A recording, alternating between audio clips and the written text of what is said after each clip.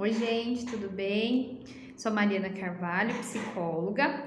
Tô aqui seguindo a mesma linha de abordagem, né, da última semana, que vocês falaram que prefeririam um vídeo curto, então vou aqui tentar fazer um vídeo com menos de 10 minutos para falar sobre o autismo. Queria agradecer também todo mundo que colocou os teminhas na caixinha, e autismo é uma das minhas especialidades. Hoje eu diria que 40% dos meus pacientes são autistas, crianças e adolescentes, e tô aqui para falar então um pouquinho sobre o que é o autismo, tá? Para tentar representar o que é o autismo, eu vou contar uma historinha.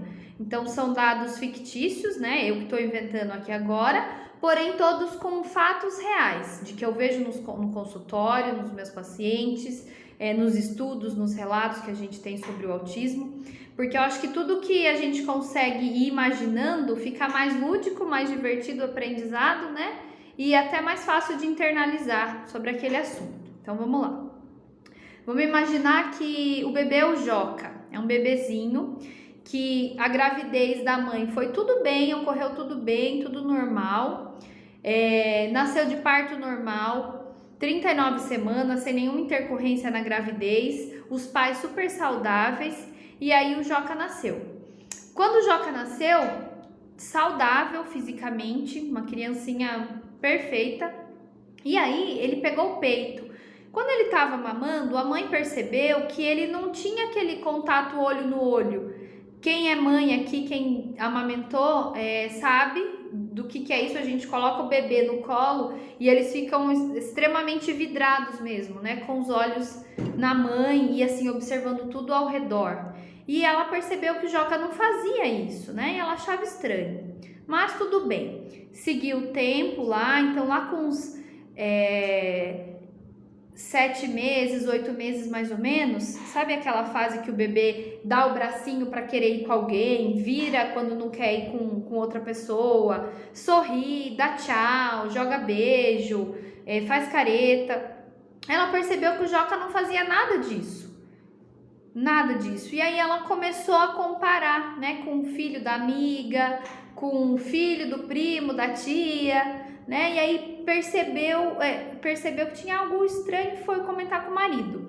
Aí falou pro marido, o marido falou que não tinha absolutamente nada de estranho, que o filho era super saudável, que estava tudo normal, ele só tinha o tempo dele era diferente e precisava ser respeitado. E a mãe querendo acreditar naquilo, porque nenhuma mãe quer que o filho tenha alguma coisa, né?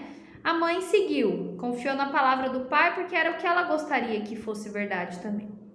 E aí, beleza, foi passando o tempo, que eles perceberam? Que o Joca, ele era vidrado por rodinha de carrinho, só que ele não brincava com os carrinhos assim, como se brinca normal. Ele pegava a rodinha do carrinho e ele ficava virando, rodando a rodinha do carrinho, e se deixasse ele ficava o dia inteiro ali, deitado assim no chão, rodando a rodinha do carrinho.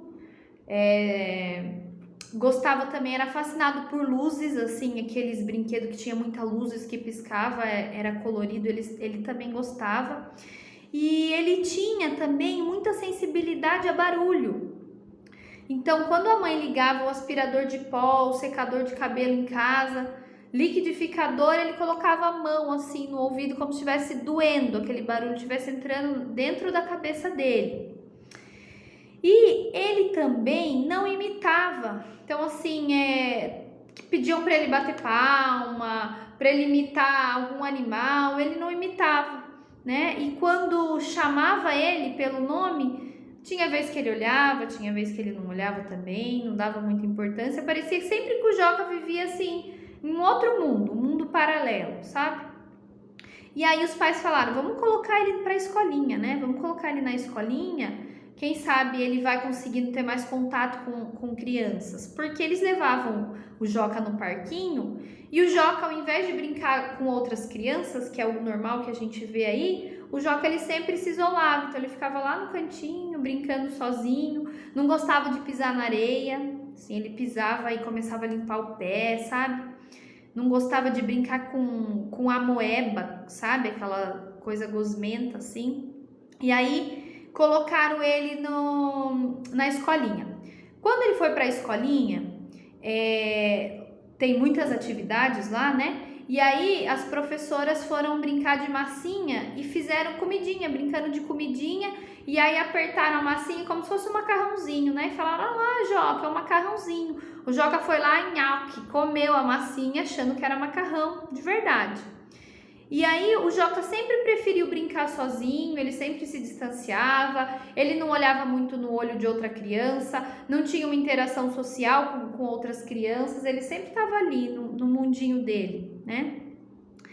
E aí essa escola chamou essa mãe e falou que o Joca tinha traços de autismo, que ele poderia ser uma criança autista e que era bom a mãe investigar sobre isso.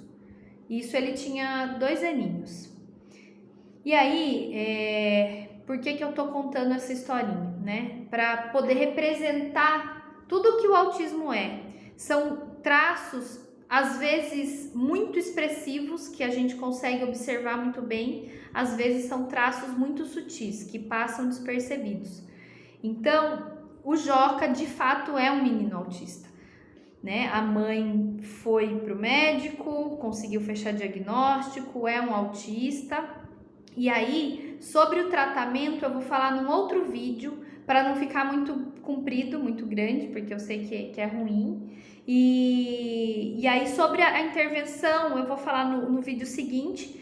E o autismo é isso, gente. Então, assim, o que é o autismo? O autismo é um espectro, não é uma doença. O que é um espectro? É como se fosse uma linha. Um autista que é grave, ele pode regredir para moderado e pode regredir para leve. Assim como um autista leve, ele pode progredir para moderado e para grave, tá? Então, dá para se caminhar dentro desse espectro. Tem autistas de baixo funcionamento, tem autistas de alto funcionamento. Então, tudo depende do grau. A causa é genética, não se sabe ainda ao certo o que causa o autismo, mas hoje no Brasil nós temos cerca de 2 milhões de pessoas autistas. No mundo tem cerca de 70 milhões, não tem um estudo concreto, mas é uma média do que a organização prevê. Então, assim, as causas são genéticas e ambientais, tá? Então, tem as áreas mais afetadas no autismo: comunicação, interação social com outras crianças, tem uma coisa que se chama teoria da mente. O que é teoria da mente? Teoria da mente é você adivinhar o que o outro está querendo. Então, por exemplo, as pessoas casadas aí, para você chegar na sua casa, para você saber se seu marido ou sua esposa tá bravo, não precisa isso ser anunciado e ele falar estou bravo. Você consegue perceber isso através do semblante dele, do comportamento dele, do jeito que ele te olha, do jeito que ele fala. Isso não precisa ser anunciado. Isso se chama teoria da mente. A gente saber o que o outro está sentindo, o que o outro está não pensando, mas a emoção que o outro está sentindo. Isso o autista não tem. Por quê? Porque ele tem uma área do cérebro prejudicada, que são os neurônios espelhos. O que é neurônio espelho?